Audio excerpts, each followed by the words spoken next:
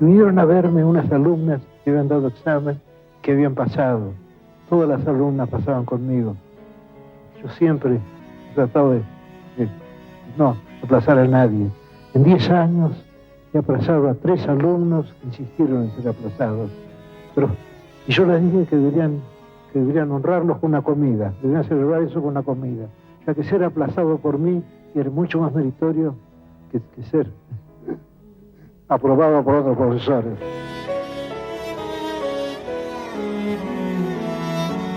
Buenas noches. Qué linda anécdota de nuestro querido Borges, la presencia del maestro. Y a propósito, hoy comenzamos a compartir con ustedes las clases abiertas que el escritor Ricardo Piglia diera a propósito de la obra de Borges en el año 2013. Que la disfruten.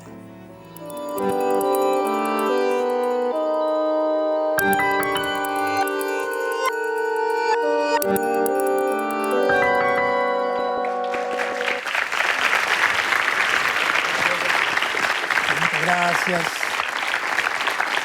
Muchísimas gracias. Bueno, muchas gracias a todos. Me alegro mucho de que estén acá.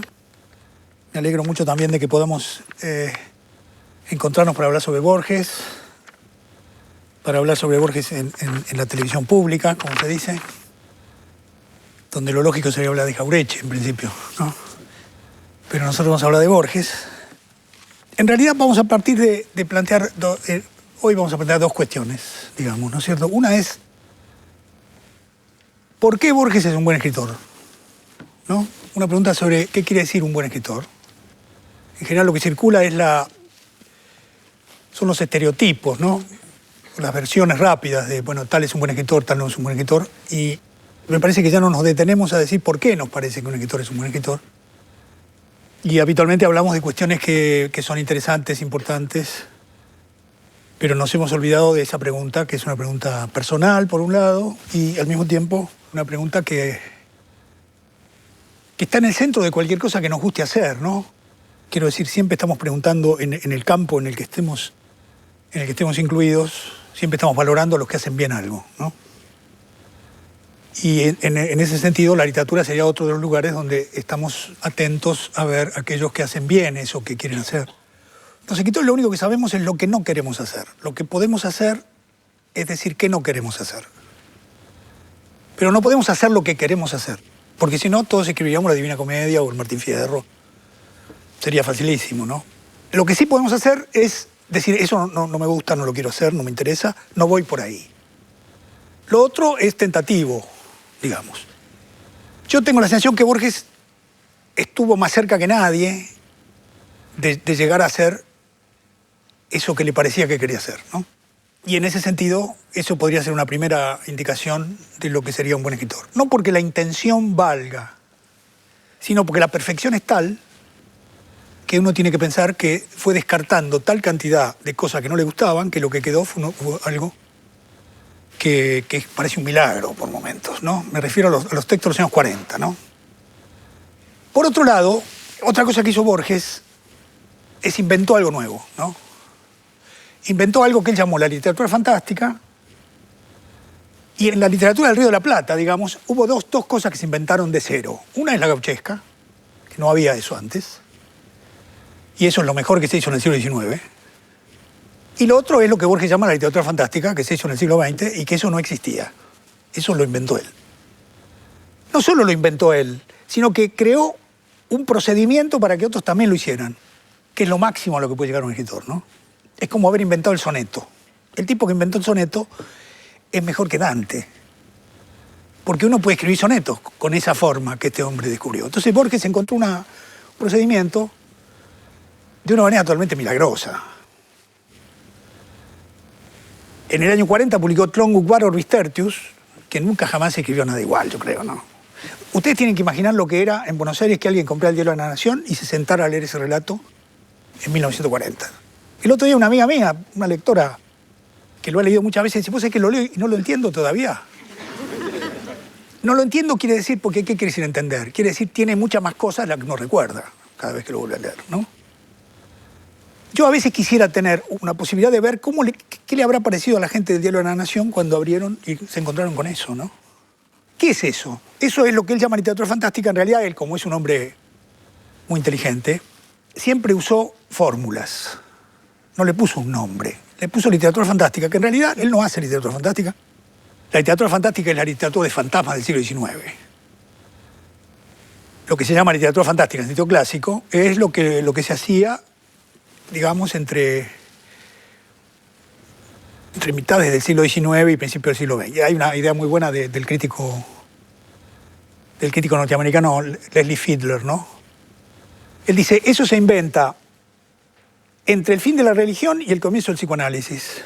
Está buenísimo, ¿no? Ese mundo de fantasmas, vampiros, toda esa cosa que empieza a aparecer ahí, él dice una cosa buenísima. Ya la gente ha dejado de creer, ¿no? Que el mundo está ordenado, que con los muertos tenemos una relación porque está el infierno y el purgatorio, ¿no? Por lo tanto, la mitología religiosa ya no sirve para explicar esas cosas, esas pulsiones que circulan.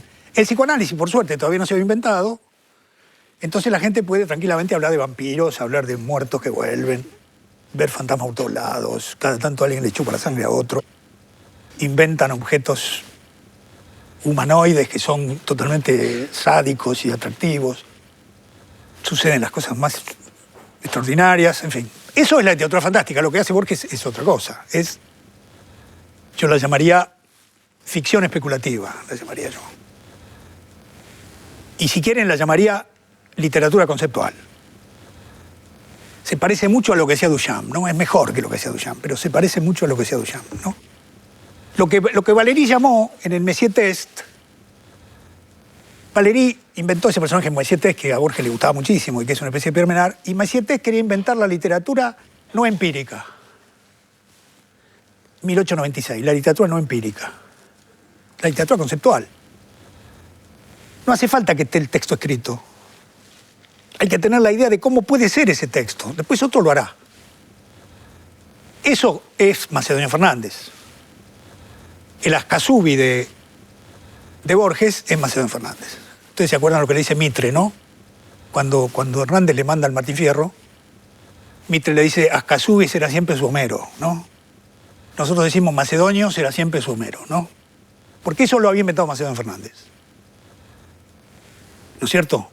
Un escritor conceptual que escribe una novela que son nada más que prólogos, una novela donde se dice cómo se pueden hacer muchas novelas, una novela donde se puede decir cómo son los lectores, una novela no empírica. Nunca publicó, no le importaba publicar, le importaba inventar esa forma que después nosotros usamos. Rayuela de Cortázar. Y bueno, es difícil escribir esa novela sin el Museo de la Novela, ¿no? Es otra novela conceptual. Entonces, eso se inventó en el Río de la Plata. Y lo inventó Borges. Macedonio estaba con él, pero lo inventó Borges, ¿no? Porque Borges hacía unos objetos microscópicos. Borges domina el arte de la microscopía, ¿no? Ponía en la pampa unas especies de objetos casi invisibles, ¿no? Que tenían una gravitación que todavía hoy estamos tratando de descifrarlos. Nunca escribió un texto que tuviera más de 10 páginas. Porque con ese estilo no se puede escribir un texto que tenga más de 10 páginas. Entonces nunca escribió un texto que tuviera más de 10 páginas, porque ya le parecía demasiado vulgar escribir un texto que tuviera más de 10 páginas. Yo a veces leo la literatura argentina y la literatura mundial, si me disculpan el eufemismo, y digo, qué buen cuento de 5 páginas harían con esto, ¿no? Hay un escritor mexicano que escribió 4 tomos sobre el nazismo, y en realidad eso es Deutsche Requiem. Ustedes leen Deutsche Requiem y después se leen esa especie de mamotreto del otro, y dice, bueno, ¿para qué este hombre escribió todo eso, no? Entonces también vamos a hacer un llamado acá a los escritores que por favor, a veces hay cuentos que duran más y son mejores de 10 páginas que novelas de 300, ¿no? Yo mismo me incluyo entre los que... Yo trato de poner muchas historias en una novela para disimular un poco ese asunto, ¿no? Pero Borges puso el estándar que había que poner. Nosotros en Buenos Aires sabíamos que estaba él en algún lugar, ¿no? Lo podíamos ir a visitar. Eso es un milagro. es un milagro saber que él está ahí, que uno le puede ir a preguntar, ¿no? Que él sabía cómo era. ¿En qué consistía? Consistía en una cosa que podríamos reducir a una frase sencilla, digamos, que es que ya la inventó Macedonio, ¿no? El problema no es cómo está la realidad en la ficción, que es lo que en general se busca, cómo una novela representa la época. Más que tratarse de ver cómo está la realidad en la ficción, el problema es ver cómo está la ficción en la realidad. Esa es la vuelta que dio. ¿Cómo actúa la ficción en la realidad? ¿Dónde la buscamos, la ficción en la realidad? Porque, si ustedes me permiten una traducción, es lo que Gramsci llamaba hegemonía, ¿no? Lo que Valéry llama, Valéry tiene una frase lindísima, él dice, no se puede gobernar con la pura coerción, hacen falta fuerzas ficticias. Es decir, hay que crear un consenso. Por lo tanto, hay que construir utopías, ficciones, ilusiones, cuestiones. Macedonio y Borges empezaron a hacer eso, empezaron a buscar eso, empezaron a percibir cómo eso funciona. Y Borges trabajó muy bien con lo que él llama ficción, es decir, constituyó ese espacio. Y la ficción no es ni verdadera ni falsa. No se puede verificar. No es como el periodismo, que si uno sabe la fuente, ellos no lo ponen en la fuente, pero si ellos pusieran la fuente, uno podría verificar si eso es verdad o no. La ficción no pertenece al campo de la verificación, ¿no es cierto? Por lo tanto, no es ni verdadera ni falsa y trabaja con eso. Mantiene clara la distinción, no es que todo sea ficción. Mantiene clara la distinción Borges. Lo que hace ver es la vacilación, la dificultad de moverse ahí, porque nosotros en la realidad no podemos actuar así. Nosotros en la realidad tenemos que partir de lo que sabemos y decir, no, esto es la verdad, no voy a andar ahora pensando si esto... De modo, la literatura es una experiencia con esa incertidumbre que nosotros en la realidad debemos dejar de lado, porque si no, no se podría vivir. Yo tengo que confiar en la persona que está, tengo que estar seguro de que esa persona para mí es una buena persona, no puedo estar pensando o tener alguna pequeña duda, pero no puedo moverme en la realidad con una percepción, digamos, como se suele pensar ahora en el pensamiento, en el cinismo obligatorio actual, ¿no? Que la verdad no existe, ¿no es cierto? Que en realidad no hay totalidad, ese tipo de cosas. No habrá totalidad, pero el sujeto se maneja con una totalidad, si no, ¿cómo hace? No puede ni tomar el colectivo. Si no sabe que el 60 va hasta tal lugar, si no sabe la totalidad y piensa, no, está todo fragmentado, ¿qué va a hacer? Después volverá a la casa y se mandará una teoría sobre que la realidad en verdad no... Se terminaron los grandes relatos, esa tontería, ¿no? Que entonces no hay totalidad. Como no hay totalidad, no hay sentido. Eso es lo que les gusta decir, ¿no? En cambio, Borges cree en la totalidad, ya lo vamos a ver nosotros más adelante. Está seguro de que existe el orden y existe la totalidad, si no, no escribiera lo que escribe, ¿no? No tiene nada que ver con esa tontería que llaman el posmodernismo. Él escribía estas cosas en el año 40 cuando estaban todos, ni siquiera habían nacido los abuelos de los tarados que ahora hablan de la posmodernidad. No, él no tiene nada que ver con la posmodernidad. Él escribe textos breves porque le gusta concentrar la prosa. Y le gusta ser preciso en lo que escribe. No es que la moda que ahora cualquiera que escribe un fragmento dice, no, porque yo soy... No quiero ni decir la palabra, ¿no? Esa cuestión de la sensación que produce la literatura cuando está bien hecha es una experiencia que nosotros siempre debemos realizar, ¿no? La literatura nos hace hacer esa experiencia más que en ningún otro lugar porque es una experiencia con el lenguaje. Pero no porque el lenguaje otra vez de vuelta, ¿no? No el giro lingüístico, que entonces el lenguaje nunca, no es verdad eso, porque el lenguaje está conectado con cierto tipo de realidades y por lo tanto no es que cualquier cosa que digo es lo mismo. No, Borges se cuida muchísimo de eso.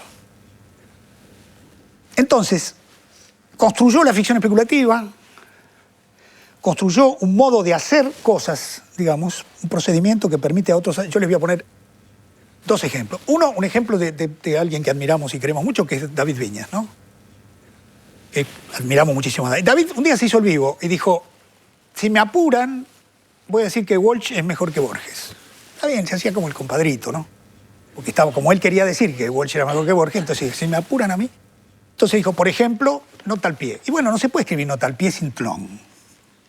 En tlón está la realidad y después hay un texto escrito que incide sobre la realidad y lo transforma. esa enciclopedia donde se cuenta la historia de ese mundo, ya vamos a volver al texto. Hay una enciclopedia que reconstruye el universo paralelo de un mundo, como si fuera la enciclopedia británica, pero sobre un mundo que no existe. Está igual que la enciclopedia británica, que describe el mundo en el que vivimos, dice Australia, tal, pero esa es una enciclopedia que describe un mundo imaginario. Uno que se llama Tlön, otro que se llama Uqbar. Por lo tanto, uno lee esa enciclopedia y sabe cómo es ese mundo, del mismo modo que si uno lee la enciclopedia británica, sabe cómo es el mundo en el que estamos moviéndonos. Tiene alguna idea, por lo menos. Hasta ahí estamos bien, es un mundo paralelo. Pero resulta que el mundo paralelo de Tlön empieza a intervenir en la realidad y lo empieza a transformar. El final del relato es extraordinario, ¿no? Dice, el mundo será Tlön. Yo estoy acá traduciendo, dice Borges, y ya me veo venir. Bueno, el relato de Walsh, que es extraordinario, es igual. Es alguien que va y cuenta la historia de cómo se suicidó una persona, y después hay una carta que va perturbando todo eso y que va invadiendo el relato en tercera persona.